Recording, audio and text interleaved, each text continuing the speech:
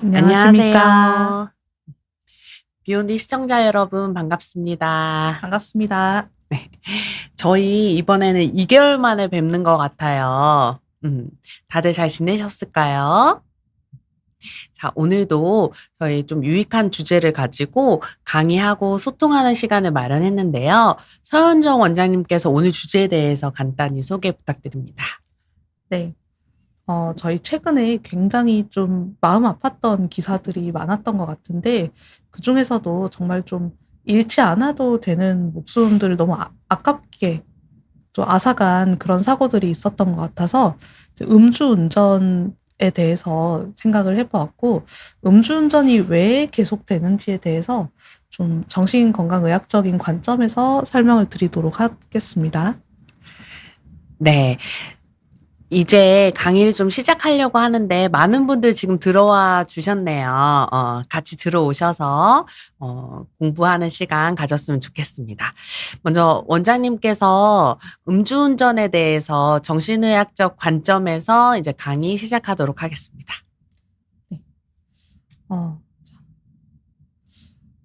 최근에 이렇게 좀 한국에 온 첫날에 여행객들을 맞아. 덮쳐서 또 모녀간에 또 좋은 시간 보내러 오셨는데 또 사망하시는 사고가 있었고, 또 그 기사가 난 지 얼마 되지 않아서 또 캐나다에서 여행 오신 분이 멀리서 오신 거잖아요. 그런데 또 사망을 하게 되시고 정말 좀 한국을 찾아온 관광객들에게 부끄러운 모습을 보였는데, 이게 정말 뭐 정말 어쩌다가 생긴 비극적인 우연히 생긴 그런 사고가 아니라 2시간 동안 음주 단속을 했더니 막 11명이 그 사이에도 음주운전을 한다거나, 어휴. 또 음주운전 사고를 봤더니 음주운전 사고를 낸 사람들이 만취 상태가 대부분인 경우가 많았더라는 거죠. 그래서 음주운전에 대해서 우리가 이대로는 안 되겠구나, 경각심을 정말 가져야 되는데 왜 자꾸 이런 음주운전 사고가 일어날까라고 좀 알아보기로 했어요. 음주운전이 실제로 많이 일어나고 있는지 궁금해져서 제가 찾아봤습니다. 이제 국민건강증진센터에서 2025년 알코올 통계 자료집이라는 자료집을 발간을 했어요.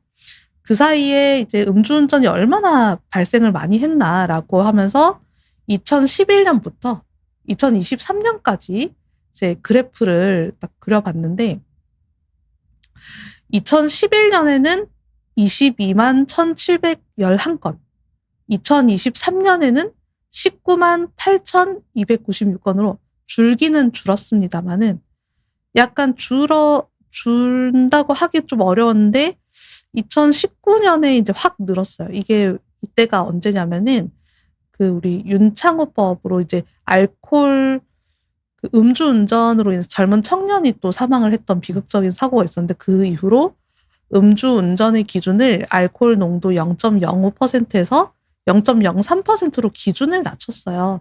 기준을 낮추면서 일시적으로 이제 걸리는 사람들이 많아진 거죠. 그러다가 코로나 이후로 2020년부터 코로나 이후로 줄어서 2023년에 이제 19만 8천여 건으로 줄었는데 고작 10% 정도만 감소했고, 최근 들어서 다시 좀 음주운전 사고가 부각되어서 정확한 통계 자료는 나오진 않았지만은 코로나가 종식되고 나서도 좀 다시 늘고 있는 추세 같다라는 의견들이 있었습니다.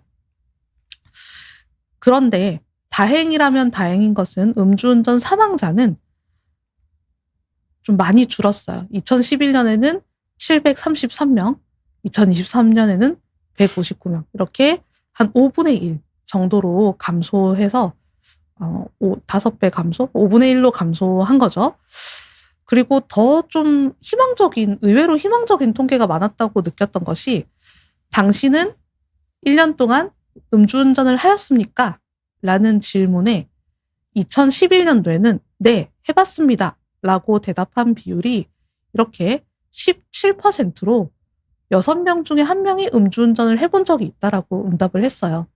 그런데 2023년도에는 해봤다고 대답한 비율이 2.1%. 굉장히 이제 많이 줄어든 거죠. 이렇게 많이 줄었고, 또 하나 조금 고무적인 부분은 2011년도 당시에는 젊은 세대들의 음주운전 경험 응답률이 좀 전체 평균적인 그런 음주운전 경험률과 비슷했는데 2023년에는 20대에서 음주운전 해봤다고 응답한 비율이 0.6%밖에 안 되었습니다. 한마디로 젊은 세대들일수록 음주운전을 더 안 하고 있는 그런 추세다. 이런 부분들은 굉장히 좀 희망적인 그런 부분이에요. 8배 감소했죠. 그런데 음주운전 해봤습니다라고 하는 사람들은 8분의 1로 줄었는데 그럼 음주운전 건수도 8분의 1로 줄어야 되는데 그냥 10%만 감소를 했다는 거죠. 이게 어떻게 된 걸까? 좀 음주운전 했다고 솔직하게 말하는 사람들이 줄었나? 음주운전을 부끄럽게 여기는 인식이 확산되었을 수 있겠다. 어디 가서 내가 음주운전 했다고 솔직하게 대답하는 게 이런 건 창피한 거구나. 해봤다고 얘기하면 안 되는 거구나. 라고 얘기해서 좀 실제보다 적게 보고했을 가능성이 있었을 것이고 음주운전 단속 기준이 강화되면서 이제 알코올 혈중 농도가 이제 기준점이 강화되니까 이제 실제로 내가 이제 인식적으로는 음주운전이라고 안 치는 것도 걸리면은 걸리는 뭐 그런 좀 아주 가볍게 마시고 걸린 사람들도 있었을 것이다. 라고 생각해 볼 수 있지만 그래도 이 두 가지만으로 이 통계의 차이를 설명할 수 있을까라고 생각할 때 전적으로 다 여기에 해당하는 건 아니겠지만 음주운전을 하는 사람이 계속 하겠구나라는 생각을 해볼 수가 있겠죠. 그러니까 약간의 그런 사회적 분위기를 형성해서 애매하게 할까 말까 하는 사람들은 안 하는 방향으로 돌아섰지만 문제를 못 느끼고 하는 사람들이 계속 할 것이다 라고 생각할 수가 있는 거예요. 실제로 음주운전의 재범률이 좀 굉장히 높은 편인데요. 2024년도에 음주운전 사고 11,000건을 분석을 했을 때 0.08% 이상이라고 하면 면허 취소 수준입니다. 면허가 취소되어야 될 수준의 혈중 알코올 농도가 76.1%. 그러니까 3명 중에 2명 이상 만취 상태에서 운전을 한다는 거예요. 그리고 제대로 걷지도 못하는 정도의 0.15%. 이런 사람들도 막 음주운전을 하고 사고를 내더라는 거예요. 면허 취소 수준의 음주운전 사고에서는 100명이나 사망자가 발생하였습니다. 아까 2023년도에 음주운전 사망자 130몇 명이었는데 100명이나 사망자를 발생한 거고 이제 면허 정지 수준으로 0.08 미만에서는 37명. 그러니까 이 기준점을 넘어가면은 굉장히 이제 사망 사고가 발생하기 쉽다라는 거고요.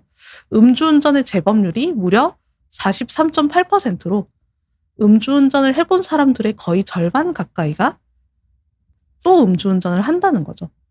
이것은 강력 범죄 동종 재범률하고 비교했을 때 굉장히 높은 재범률인데 살인 재범률 5%. 생각보다 이게 높은데요. 살인하고 또 한다는 게 근데 그러게요. 이제 절도의 2배.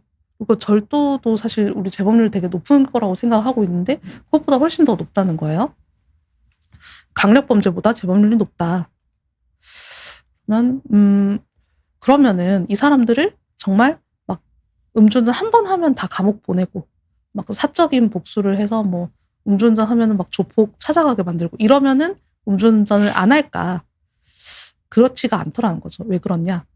알코올은 이제 전두엽을 억제하거든요. 전두엽이 이성적인 판단, 충동 조절, 결과 예측을 하는 곳인데 한마디로 자 음주운전하면 폐가 망신한다. 내가 음주운전하면 직업도 잃고 뭐 면허도 취소되니까 운전도 못하고 불편하게 살아야 된다라고 머리로 생각하게 만드는 곳이 전두엽이에요. 그런데 술을 마시면 여기가 억제되니까 술을 안 마셨을 때 했던 이성적인 생각들이 다 날아가는 거죠. 동물 실험에서 알코올이 전두엽 신경세포를 억제하고 사람한테도 그런가 했더니 사람한테도 알코올 투여 후에 이제 혈류랑 포도당 대사를 봤더니 전두엽 피질에서 대사가 감소함으로써 전두엽 피질의 기능이 떨어지고 그래서 충동 조절이 안 되는구나라고 확인을 한 거죠. 이 표는 이제 쥐한테 알코올을 이제 투여를 했더니 이제 그냥 생리 식염수를 투여할 때랑 아무것도 투여하지 않았을 때는 뇌 신경세포의 그 발화율, 그러니까 활성화 정도가 이 정도인데 알코올을 투여했더니 이렇게 이만큼이나 차이가 나더라라는 겁니다. 그리고 이제 이것도 용량에 비례해서 용량을 더 이제 알코올을 더 높여가니까 더 신경세포 활성도가 확 떨어지더라라는 그래프입니다. 그래서 이 사람들이 그러면 그래도 왜 자꾸 술을 마실까? 이 사람들은 그러면은 내가 술만 마시면은 충동이 억제가 안 되니까 나 술 안 마셔야겠다 이렇게 생각을 해야 될 거 아니에요. 만약에 술만 마시면 자꾸 운전한다 치면은. 그래서 왜 그럴까라고 이제 뇌과학적으로 알아본 실험이 있는 거예요. 이게 뭐냐면은 조금 그 설계가 복잡하긴 한데 이제 그냥 이제 가볍게 음주를 하는 사람과 알코올 중독 수준으로 음주를 하는 사람한테 이런 테스트를 줬어요. 우리 보드게임 이런 거 할 때 거짓말 탐지기 할 때 이제 전기 충격 띡 오는 거 있잖아요. 그래서 규칙을 안 알려주고 자, 특정 버튼을 눌렀을 때 전기 충격이 특정 그림이 보였을 때 버튼을 누르면 전기 충격이 옵니다. 80%의 확률로 전기 충격이 오고 또 어떤 그림을 보여줬을 때는 특정 확률로 80%의 확률로 1달러 상금을 드립니다. 또 규칙이 바뀌어서 어느 순간에 규칙은 바뀌어서 버튼을 안 눌렀을 때 전기 충격이 올 때도 있고 버튼을 안 눌렀을 때 또 1달러를 드립니다. 이런 식으로 어떤 행동을 했을 때 보상이 주어지냐 처벌이 주어지냐 어떤 행동을 안 했을 때 보상이 주어지냐 처벌이 주어지냐 이 규칙을 이제 실험자가 파악해서 버튼을 누르거나 안 누르는 걸 선택하는 걸 계속 반복을 했어요. 그랬더니 일반적으로 문제 음주자가 규칙을 파악하는 능력이 좀 떨어졌어요. 그런데 그 격차가 문제 음주자와 그냥 사람들의 격차가 제일 벌어지는 과제가 뭐였냐면은 무언가를 버튼을 눌러서 전기 충격을 피하도록 내가 고통을 피하기 위해서 뭔가 실행을 하는 거를 제일 못하더라는 거예요. 한마디로 내가 음주운전을 안 하고 금주를 하고 이렇게 뭔가 액션을 해서 그로 인한 불행한 결과를 피하자라는 처벌을 피하기 위한 고통을 피하기 위해서 실천을 할 실행력이 문제 음주자에서는 부족하더라라는 그런 사회 실험 결과가 심리 실험 결과가 있었습니다. 그러니까 이것이 좀 어떻게 보면은 앞에 이제 전두엽이 억제되면서 내가 장기적인 결과를 위해서 미래를 위해서 투자한다 이런 생각들이 점점 약해진다는 거죠. 그래서 앞서도 말씀드린 전두엽 억제로 인해서 술만 먹으면 운전대를 잡는 습관이 반복되게 되는 것이고 어쩌다가 한번 운전대를 잡고 무사히 집까지 왔다. 술 먹은 상태에서 무사히 집까지 왔다. 정상적인 양심을 가진 사람이라면 내가 지금 무슨 짓을 한 거지? 내가 정신이 나갔구나. 내가 앞으로 안 그래야겠다. 이런 생각을 하고 앞으로 안 하도록 결심을 해야 될 텐데 그 사람들은 내가 술 먹고 운전대 잡으니까 안 들키고 왔네? 그리고 안 들키니까 막 대리비도 아끼고 대리기사 기다릴 시간도 아끼고 대중교통 안 타도 돼서 편하네? 이러면서 뇌에서 성공적으로 문제 해결을 했다는 잘못된 결과를 도출하게 되는 거죠. 그것이 결합되면서 마치 파블로프의 개처럼 전에 음주 시에 했던 운전이라는 행동을 음주 상태가 되면 다시 하게 되는 겁니다. 이게 이제 위험한 게 운전대를 잡아서만이 위험한 게 아니라 음주 운전을 한다는 것 자체가 질병으로서의 중독에 빠져들고 있다라는 뜻이 되거든요. 왜냐하면은 술을 마시지 않아야 되는 상황인 걸 알면서도 술 마시면 안 되는데 먹는다. 이거기 때문에 그 자체가 알코올 중독의 정의에 해당합니다. 이것이 이제 알코올 중독의 의학적인 그 진단 기준인데요. 알코올의 영향으로 지속적으로 반복적으로 사회적 또는 대인관계 문제가 발생하거나 악화됨에도 불구하고 알코올 사용을 지속함. 특히 이제 한 번 걸리고 나서도 재범이 되고 또 뭐 면허 취소가 되고 이런 사람들은 진짜로 이제 이 자체로 알코올 중독이고 알코올 중독을 치료해야 되는 그런 증상에 해당하시는 거거든요. 그렇기 때문에 꼭 정신과 치료를 받으시는 게 필요하죠.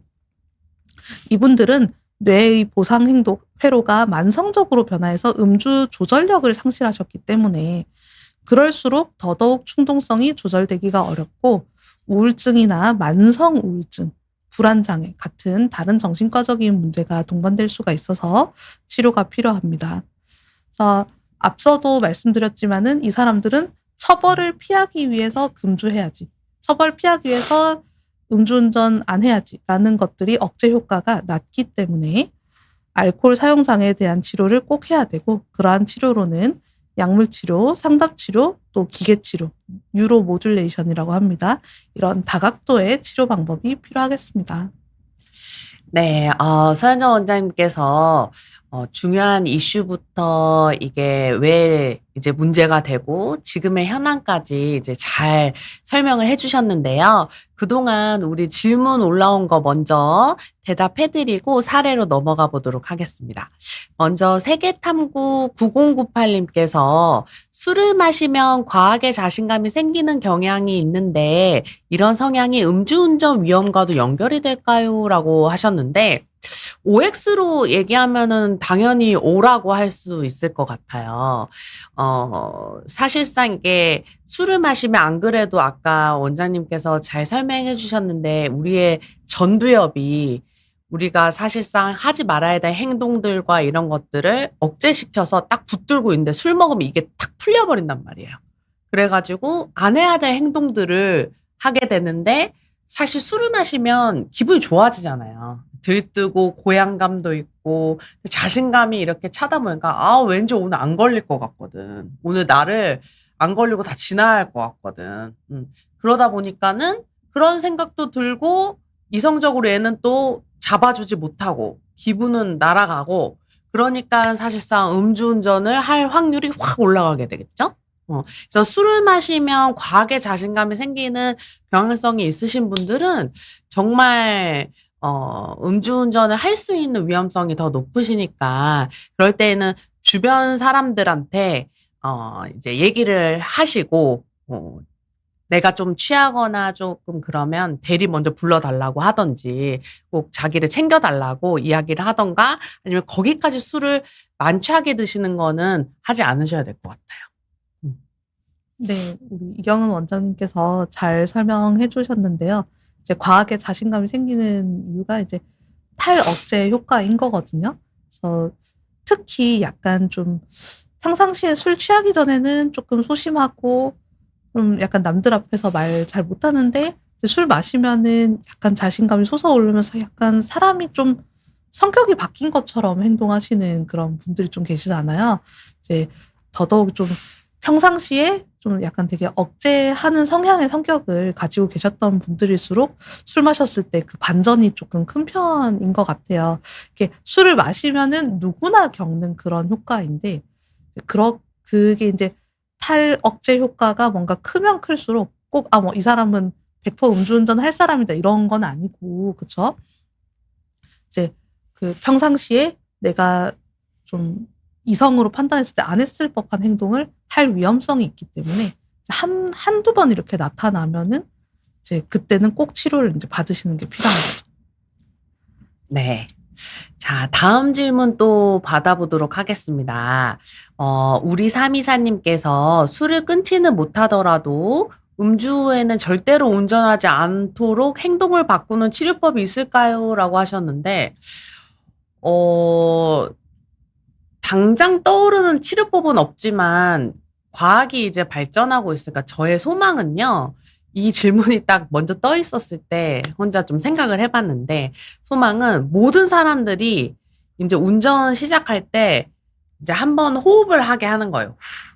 하게 하면은 그거를 이제 센싱을 해가지고, 이제 일정 농도 이상이면 아예 시동이 안 걸리게 하는 그런 거라든지 아니면은 운전대를 딱 잡았을 때 어떻게 이제 피에 있는 알코올 농도가 센싱이 돼가지고 그게 센싱 되면 이제 작동을 못하게 확 이렇게 잠가 놓는 그런 것들을 이제 과학자분들이 좀 해주셨으면 어떨까 싶은데 사실 치료법은 아닌데 모르겠습니다. 저 치료법은 딱 그런 강력한 치료법은 저는 떠오르지 않는데 혹시 원장님 아이디어가 있으실까요?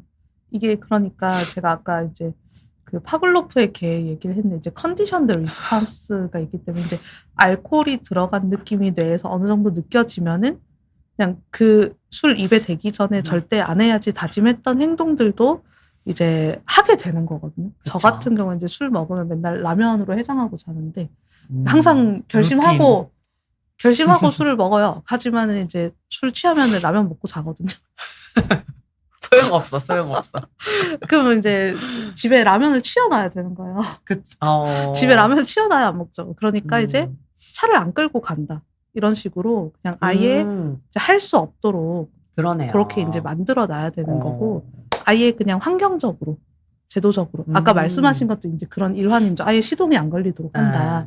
이제 그렇게 환경적으로 치워놔야 되고 그 다음에 그 이제 연결된 술 먹으면 라면 먹는다. 술 먹으면 음주운전한 연결된 반응들이 이제 점차적으로 이제 안 하게 되면서 소거될 때까지는 딱 안 하는 환경을 만들어주도록 그렇게 하는 게 중요하고 이제 본인을 믿지 않는 것이 중요해요. 본인의 의지를 믿지 말자. 본인을 믿지 말자. 네. 네. 술을 먹은 본인은 믿지 말자. 그렇죠. 오늘의 중요한 명언인 것 같습니다. 네. 맞아요. 차를 아예 안 끌고 가야겠어요. 술자리에는. 그렇죠. 대리부를 생각 자체를 안 하고 음주운전 위험성이 있고 자기가 그게 취약하다 이게 조건에 대신 분들은 서현정 선생님 말처럼 차를 아예 안 두고 가서 원천 봉쇄를 하는 환경적인 컨트롤 좋은 또 치료법인 것 같습니다. 네. 자, 그럼 다음으로는 제가 이제 사례를 좀 각색한 부분들을 가지고 이야기를 좀 해볼까 합니다.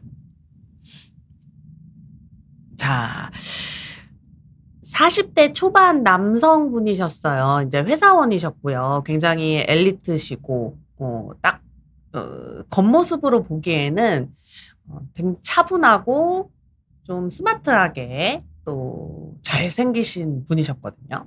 그래서 딱 차분하게 앉아서 하시는 말이 저는 음주에 문제가 있는 걸 알고 있는데 이걸 어떻게 해야 될지 모르겠다. 그리고 잠이 너무 안 와요. 그리고 최근 들어서는 업무 능력도 너무 떨어져서 이젠 내가 아닌 것 같아서 도움 받으러 왔습니다. 라고 하셨어요. 이분의 얘기를 좀 들어봤더니 약 내원 1년 전부터 잠을 좀 못 자기 시작하셨다고 해요. 뭐 특정한 엄청 큰 스트레스나 이게 있었던 건 아닌데 조금 이제 좀 예민해지시면서 잠을 못 잤는데 어느 날 이제 술을 좀 먹고 잤더니 잠이 좀 잘 오더라는 거죠. 그게 잘못되게 조건화가 되다 보니까 매일 이제 술을 조금씩 먹고 주무시기 시작한 거예요. 그러다 보니까 음주의 양이나 빈도가 계속 증가했고 점차 이거를 스스로 안 먹어야지라고 생각은 하지만 조절하기 어려운 상태까지 가셨다고 합니다. 그러더니 사실 여기 오시기 6개월 전에는 술을 마시고 술집에서 모르는 사람이랑 시비가 붙은 거예요. 그것도 본인보다 등치 2배나 더 큰 엄청 조폭 같은 사람이랑 붙어서 이제 거의 이제 상황 판단 못하고 덤벼들어가지고 막 싸우다가 경찰이 출동해서 말렸는데 경찰을 또 폭행을 하셔가지고 특수폭행까지 이제 업무 이제 공무 집행 방해죄까지 해가지고 변호사까지 선임하신 상태셨고 그리고 또 최근에는 가족 행사가 이제 큰 게 있어서 주말에 가족들끼리 전부 다 같이 이제 지방에 내려가셨어요. 내려가셨는데 이제 한잔 하면서 이런저런 얘기하다 보니까 갑자기 이제 막 조금 이제 여러 가지 욕구가 올라오신다 이거예요. 그래서 갑자기 클럽에 가서 춤을 추고 그다음에 여자를 만나서 하룻밤 자야겠다. 이 욕구가 너무 치솟았다고 해요. 그러다 보니까 그걸 못 참아가지고 실제로 술을 마신 상태에서 경남에서 서울까지 차를 끌고 와서 음주운전을 막 하고 오셔가지고 또 내려서 또 술을 먹고 이제 얘기하셨던 대로 이제 또 성매매까지 쭉 하고 당연히 이제 다음날 중요한 가족 행사는 참석을 못 하셨고 그러고 나서 이제 눈 떴는데 엄청난 큰 현타가 오신 거죠. 음. 그래서 이제 이만큼 됐더니 이건 내가 아닌 것 같다. 도움을 받아야 될 것 같다 하셔가지고 내원을 하신 상태였습니다. 이분은 사실 제 정신과적 과거력이 아주 뚜렷하게 있으신 분은 아니셨는데 얘기를 잘 들어봤더니 20대 초반에 입시를 실패하셨다 그래요. 주변에서 너 참 머리 좋은 것 같아 그렇게 얘기는 들었는데 원하던 대학을 계속 못 가셔가지고 이제 몇 수까지 하시고 그래서 우울 증상이 좀 있었는데 치료는 받지 않으셨다고 하고 평상시에도 머리 좋다는 말은 잘 듣는데 뭔가 일을 계획대로 진행하기 어렵고 뭔가 하나를 시작하는데도 많이 오래 걸리는 거예요. 마무리도 잘 안 되고.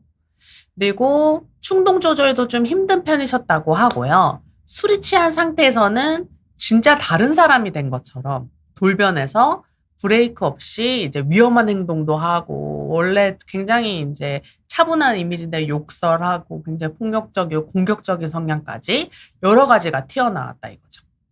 그래서 내원 당시에 체크했던 우울이랑 불안 점수를 체크했더니 불안은 27점, 우울은 33점은 사실 둘 다 아주 심한 우울과 불안 상태라는 거를 의미하고 PSIQ는 수면의 질을 체크를 한 거예요. 역시 여전히 잠을 못 자는 상태셨습니다. 이분이 실제로 했던 이야기들 좀 각색하면 회사에서 일하면서도 술 먹고 했던 행동이 자꾸 머리에서 떠올라서 너무 괴로워요, 선생님. 그리고 머리도 멍하고 요즘 집중이 통 안 돼요. 라고 얘기를 하셨고 사실 제가 차를 운전해서 영업하는 일인데 이번에 그 음주운전한 게 걸리셨거든요. 그래서 운전면허 취소되면 저 진짜 못 살아요. 저 좀 도와주세요. 그런데 결국에는 저랑 치료하던 도중에 취소 처분 받으셨거든요. 그래서 이거를 다시 또 자세히 물어봤더니 처음에는 사실 아니라고 하셨어요. 저한테 거짓말을 하셔가지고 처음 걸린 거다. 나 음주운전 안 했다. 그래서 원장님만 날 도와주면 나 이번에 취소까지는 어떻게 조금 이렇게 피할 수 있을 것 같다 하셨는데 그렇지 못했고 알고 보니 과거에 2차례나 이미 적발이 됐고 이번이 3번째시더라고요.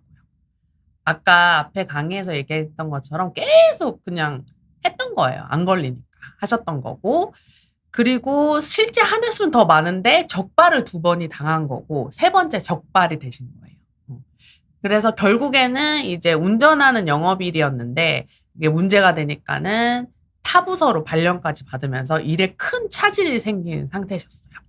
다행히 잘리진 않으셨는데 이제 자기가 좋아하던 일도 못하게 되고 운전면허도 취소되고 그러면서 굉장히 시대에 빠져있던 상황이셨어요.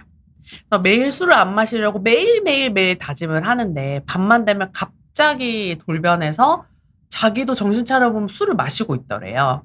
그래서 지난번 특히 음주운전 때는 어떤 정신으로 내가 그 먼 거리를 운전해서 왔는지 솔직히 진짜 기억도 안 난다고 하시는 거예요. 기억 안 나는 게 훨씬 더 무서운 거잖아요. 이렇게 얘기를 하셨어서 그럼 우리 제대로 검사를 좀 해보고 치료를 이번 기회에 해봅시다 라고 제안을 드렸습니다. 그래서 첫 번째 한 검사가 정량 뇌파 검사였어요.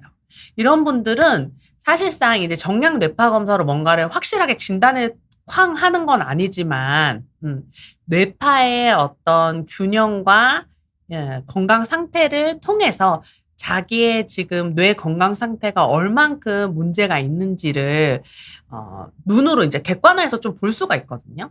그래서 이런 검사들을 저는 이제 초반에 오시면 특히 이제 이런 물질 중독이 있으신 분들, 예를 들어서 알코올 중독이라든지 이제 우울증, 불안장애도 마찬가지지만 술 문제나 이제 마약, 약물 중독 이러신 분들은 꼭 이제 검사를 해서 뇌를 보여드립니다. 이렇게 뇌를 보여드리면 이렇게 뇌파가 나오는데 제가 여러 번 강의 때도 좀 설명을 드렸는데 이 정량 뇌파 검사는 뇌파의 양과 균형을 보는 건데 쉽게 초록색으로 나오면은 안정적인 사람들의 뇌파랑 나의 뇌파가 비슷해서 건강하다라는 뜻이에요.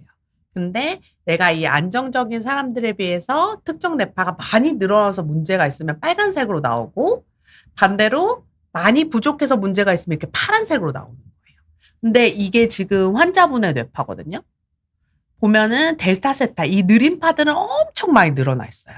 그래서 뇌가 전체적으로 다 느림파가 늘어나 있죠. 그러니까는 인지력도 뇌도 빠릿빠릿하게 안 돌아가고 인지력도 떨어지고 그런 지금 상태셨고 편안함을 유지하는 알파파는 안 나오니까 가만히 있어도 편안하게 쉬지를 못하고 있고 주의 집중하는 뇌파는 아예 나오지도 않고 스트레스에 대처하거나 좀 선택적 집중이나 아주 이제 꽉 집중해서 해야 될 때 나오는 빠른 파들이 거의 안 나오는 거예요. 그러니까 뇌 기능이 실제로 본인이 느끼는 것처럼 엄청 떨어져 있었던 거예요. 근데 사실상 일반 사람들이 좀 우울하고 불안하다 그래도 이렇게까지 뇌파가 확 다 깨져서 나오지는 않거든요. 그래서 이걸 눈으로 보여드렸더니 환자분이 엄청 놀라시는 거예요. 자기 이런 정도 상태인지 몰랐다고. 이렇게 놀라셔서 그러면 우리 검사도 해보고 치료도 해보자. 제가 종합심리검사도 또 의뢰를 드렸는데 의뢰를 드린 이유가 있습니다. 이렇게 오늘의 주제가 음주운전인데요. 사실상 음주운전의 문제를 일으키는 사람들 중에서 또 상당수가 아주 많이 갖고 있는 또 공통적인 문제 ADHD입니다. 이 ADHD는 주의력 결핍, 과잉행동장애라는 진단인데 이 ADHD를 가지신 분들 중에서 자기의 충동성이랑 과잉행동을 조절 못하신 분들 꽤 많아요. 그래서 이분도 머리는 좋았는데 자꾸 입시에 실패했던 과거력이라든지 착수지연이라든지 뭔가 일을 체계적으로 못했던 그런 과거력들을 듣고 굉장히 충동적인 그런 성향들이나 충동성들을 봤을 때 아무래도 좀 고기능 ADHD가 혹시 깔려 있다면 이거를 치료를 해줘야 되지 않을까라고 생각을 해서 이제 종합심리검사를 의뢰를 드렸고 검사 결과 이 환자는 확실히 음주 사용으로 인한 직업적인 그리고 대인관계적인 영역에서 기능 저하가 아주 상당한 상태셨다고 하고 또 이제 심리검사 하면서 알게 된 거예요. 이거는 제가 히스토리 테이킹, 그러니까 과거력을 청취하고 면담을 세세하게 했을 때에도 사실상 조금 처음에는 방어적인 부분도 있어서 파악이 안 됐던 부분인데 검사할 때 일시적으로 과거에 기분이랑 에너지가 상승하고 굉장히 돈을 많이 쓰고 기분도 고양돼서 목표지향적인 행동이 활성화된 적이 있었다. 잠을 며칠 안 자도 안 피곤하고 이제 그런 에피소드가 있었다고 하는데 아마도 이게 경조증 상태셨던 것 같은데 그런 에피소드들이 한 두어 번 정도 반복이 됐던 이력이 있으셔가지고 이분은 양극성 조울증 스펙트럼에 있는 분이실 수도 있겠다라는 이제 분석도 나오게 되었습니다. 그리고 세 번째로 이제 학창 시절부터 어머님께 면담을 해봤더니 굉장히 산만하다는 피드백을 지속적으로 들었었고 그 TCI라든지 이런 타고난 기질 특성에서도 자극 추구 성향도 굉장히 높고 일상의 충동성이나 이런 부분들이 보여지는 거와는 달리 굉장히 여러 곳에서 많이 나오고 있었더라고요. 그렇게 근데 그거를 이제 사회적 기능이 좀 괜찮았던 분이다 보니까 대기업 다니시는 엘리트 회사원이시다 보니까 이걸 좀 많이 누르고 지내다가 술 마시고 나서 이제 폭발적으로 이렇게 나오는 그런 상태셨던 것 같아요. 그래서 검사 결과 첫 번째 진단은 알코올 유즈 디스오더라는 거는 이제 알코올 사용 장애, 알코올 중독이 다 포함이 되어 있는 거고요. 사용에 문제가 있어서 일상의 기능에 문제가 있다. 첫 번째 진단이고 두 번째는 ADHD. 성인 때 발생됐다는 게 아니라 성인 때 진단이 됐다라는 뜻이고 세 번째는 룰아웃이라는 거는 확정 진단은 아니지만 앞으로 이 사람의 에피소드나 상황들의 기분의 변화를 잘 봐야겠다라고 해서 본 것 중에 하나가 다르게 분류되는 이제 교과서적인 조울증 1형, 2형은 아니지만 다르게 분류되는 양극성 관련된 장애라고 진단을 하였습니다. 그러면 어떻게 치료를 했느냐. 이분은 일단은 생물학적인 안정성을 들여야 되겠다고 생각을 했고 먼저 술에 중독되게 된 그 환경이 잠을 못 자면서 그랬던 거예요. 그래서 술을 마시지 않아도 잘 수 있게끔 이제 수면 교육과 수면 약들. 당연히 이제 술을 드시는 분이셔가지고 수면제는 제가 이분을 믿지 못하기 때문에 수면제는 안 드렸고, 이제 수면과 관련된 다른 약들로 이제 약을 조절을 먼저 해드렸습니다. 그러면서 좀 잠을 자게 됐고, 제가 이런 약들이랑 술이랑 같이 먹으면 정말 기억 못하고 이상한 짓 하다가 죽을 수도 있다고 굉장히 좀 크게 세게 말씀을 드렸거든요. 절대 같이 먹어서는 안 된다. 신경안정제나 정신건강의학과 약은 뇌에 작용하는 거라서 술이랑 절대 먹으면 안 되기 때문에 지금 저랑 약물 치료하시는 기간 동안은 술을 절대 드시면 안 됩니다. 약을 먹기 때문에 라고 얘기를 드려서 그렇게 인지를 하고 계신 상태에서 그래도 이제 워낙 술을 계속 좀 찾으셨던 분인지라 이제 계속 술을 찾고자 하는 그 욕구를 낮추기 위한 항갈망제가 있습니다. 날트렉손이라든지 아캄프로세이트 같은 항갈망제를 좀 추가했고, 그러면서 이제 조금 잠도 자고 항갈망제에 조금 그 이제 좀 적응을 하시면서 이제 일상적인 부분들에서의 집중이라든지 이런 것들을 좀 도움을 드리기 위해서는 ADHD를 치료를 해야 되겠다 싶어서 ADHD 약도 좀 썼는데, 그러면서 제가 이제 말씀을 드린 게 우리 그때 뇌파 찍었던 게 굉장히 균형이 많이 깨져서 안 좋았기 때문에 이왕 뇌를 건강하게 할 기회를 이번에 삼아서 좀 치료를 해보자 해서 뉴로모듈레이션이라 해서 자기장 치료를 시행을 했습니다. 그래서 20회기를 진행하면서 이 치료를 또 하고 있으니까 절대 술을 또 드시면 이 비싼 치료가 도움이 안 된다, 도로묵이다 이렇게 좀 협박해드리고 하면서 이렇게 치료를 진행을 했는데, 치료를 했더니 아까 보이셨던 것처럼 델타 세타파가 굉장히 빨갰었어요. 근데 조금 덜 빠지긴 했는데 많이 초록색으로 돌아왔다. 그죠? 그리고 알파, 베타, 하이 베타, 감마가 이제 온통 전체가 파랬던 게 많이 빠지면서 이제 많이 안정을 찾은 모습들이 보였습니다. 그래서 이제 뉴로 모듈레이션으로 뇌를 좀 건강하게 이제 안정을 시켜드리면서 약물 치료를 통해서 도움을 드렸던 케이스입니다. 이렇게 치료를 했더니 환자분이 하시는 얘기가 한 3달쯤 되셨을 때, 선생님, 저 진짜 너무 좋아졌어요. 이제는 술 생각도 안 나요. 라고 얘기를 하셨고, 무엇보다도 우선 잠을 자니까 술을 안 찾게 돼서 좋고, 자기장 치료를 하니까 실제로 머리가 진짜 맑아진 것 같고, 요새는 집중력도, 원래대로 잘 돌아온 것 같아요. 라고 얘기를 하셨습니다. 그리고 3번째로는 자기가 ADHD 진단을 받고 굉장히 놀라셨었거든요. 근데 ADHD 약도 처음엔 두려웠는데 오히려 먹으니까 주변에서 제가 진짜로 더 차분해 보인다. 그리고 일을 좀 계획적으로 잘 한다라고 얘기를 들어서 좀 신기해요라고 얘기를 하셨고요. 2년이 지난 뒤인 현재는 운전면허를 재취득하셨어요. 그간에 이제 다시 하진 않으셔가지고 재취득하셨고 지금은 안전운전 하면서 여전히 술을 안 드시고 지내는 상태로 잘 지내고 계십니다. 네. 우리 이경은 원장님께서 소개해 주신 사례가 사실 알코올 사용 문제의 좀 희망편이라고 희망편. 소개해도 될 정도로 네. 정말 좀 또 환자분도 열심히 노력하시고 우리 원장님께서도 되게 좋은 결과로 잘 이끌어내 주신 것 같아요. 되게 좀 술을 끊는 게 잘 안 돼서 고생하시는 경우 되게 많으신데 좀 좋은 사례를 보여주신 것 같고요.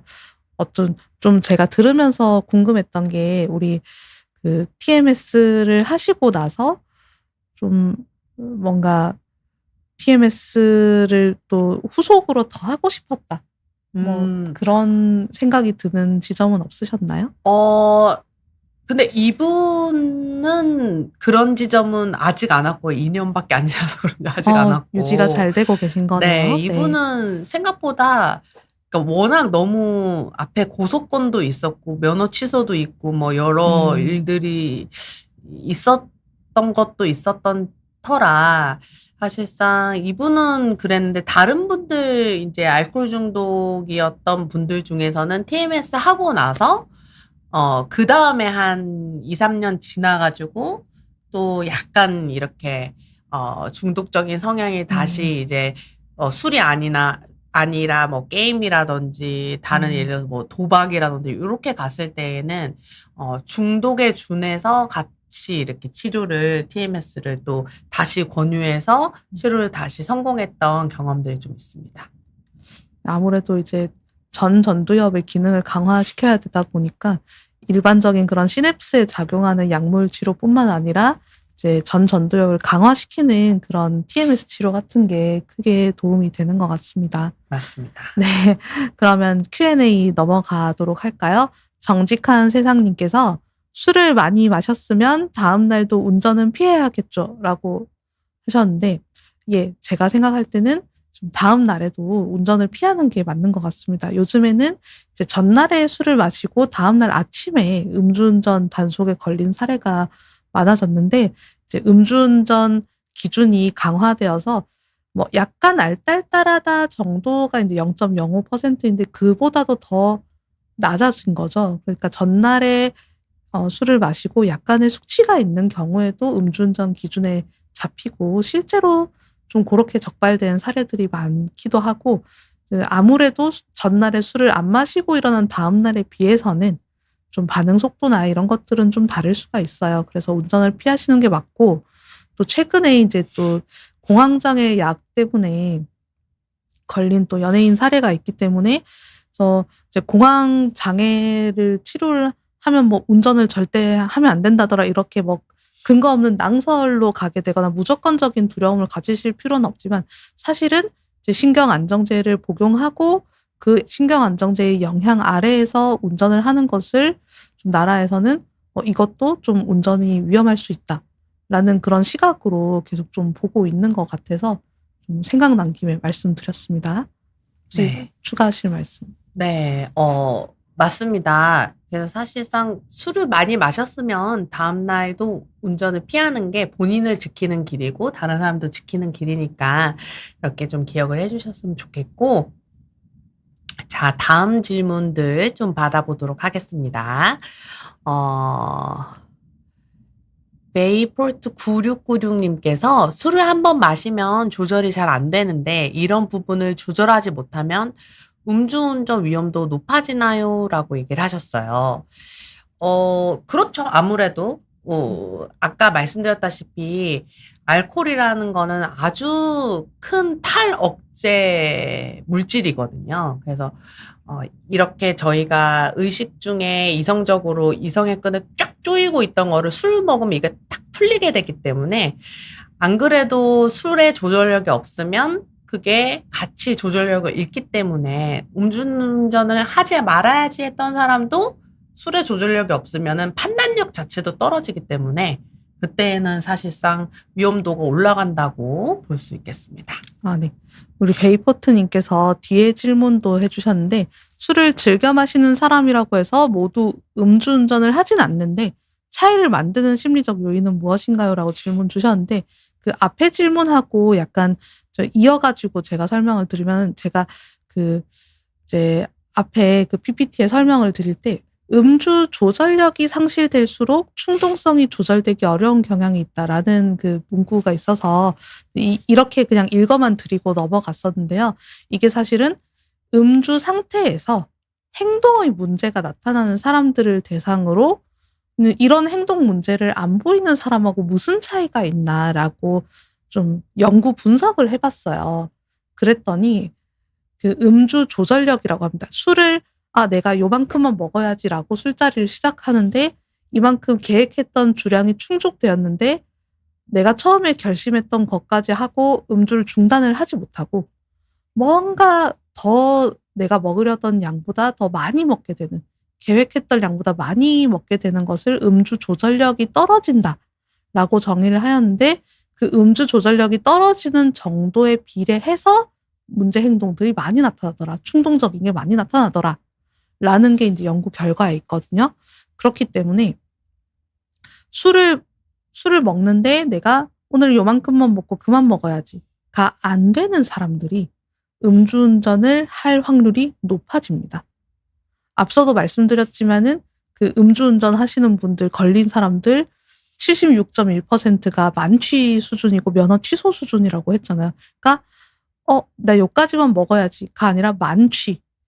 막 면허 취소 수준으로 먹는 사람들이 음주운전 사고 많이 내더라라는 것도 어떻게 보면 역으로 보면은 적당히 먹는 거를 못하는 사람들이 사고를 낸 거죠. 음.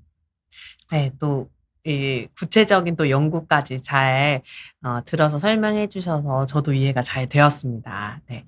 마지막 질문 받아보도록 하겠습니다. 우리 삼이사님께서 스트레스를 많이 받는 사람은 음주 위험 행동을 더 하려는 경향이 있나요? 라고 얘기를 하셨는데요.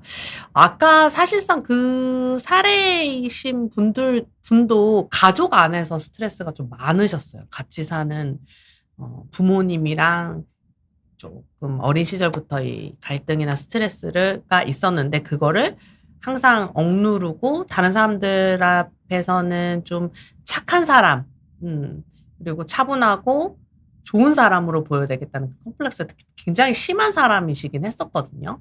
그래서 그런 부분들이 오히려 술을 먹고 이렇게 탁 고삐가 풀리니까는 진짜 뭐 성매매도 하고 욕설도 하고 누구도 때리고 그런 사례들이 있어서 사실 다 그렇다라고는 할 수는 없지만 일반화시킬 수는 없지만 행동을 더 하려는 경향성이 있느냐 없느냐로 물어봤을 때에는 있을 수 있다라고 답할 수 있을 것 같습니다. 그래서 사실 스트레스 관리를 잘 하셔야 될 것 같아요. 그래서 스트레스를 술로 풀면 안 되는 거예요.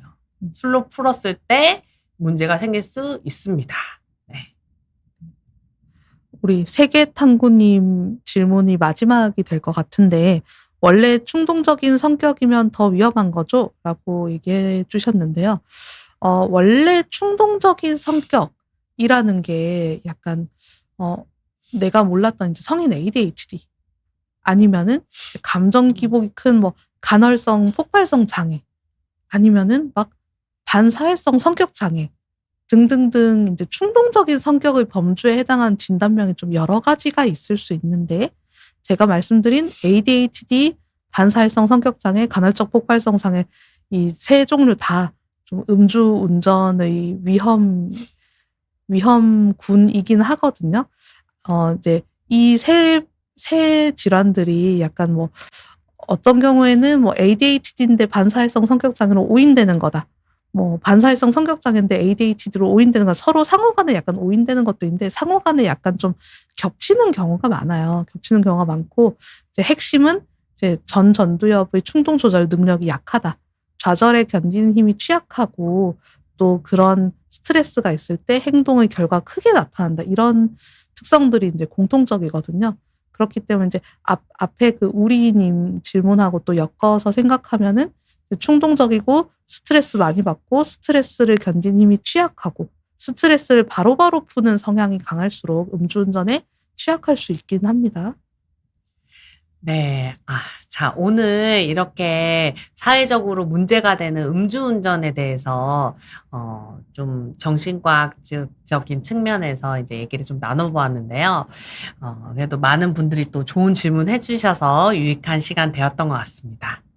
근데 제가 사실, 오늘 약간 좀 컨디션이 그래서 그런데 자꾸 말이 꼬여서 조금 이야기를 오타를 많이 얘기를 드린 것 같아요. 뭐 내용이 잘못된 건 아닌데 아까 오영도님께서 차를 아예 안 두고가 아니라 아예 안 갖고가 아닌가요? 근데 맞아요. 그렇게 이해하신 게 맞습니다. 제가 오늘 좀 말이 많이 꼬여가지고 좋은 이 전달을 못 드려서 죄송하고 다음번에는 컨디션 관리 잘 해서 또 좋은 내용으로 찾아뵙도록 하겠습니다. 네, 다음에 더 유익한 내용으로 찾아뵙겠습니다. 네, 감사합니다.